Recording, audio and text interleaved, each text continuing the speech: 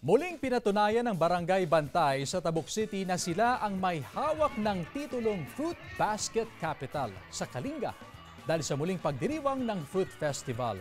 Mahigit sa 500 kilos ng rambutan at iba pang bunga ng prutas ang ipinamigay sa kapistahan. Kilala ang lugar dahil sa masaganang ani at produksyon ng iba't ibang klase ng prutas gaya ng rambutan, lansones, atis, saging, dragon fruit, citrus at chiko.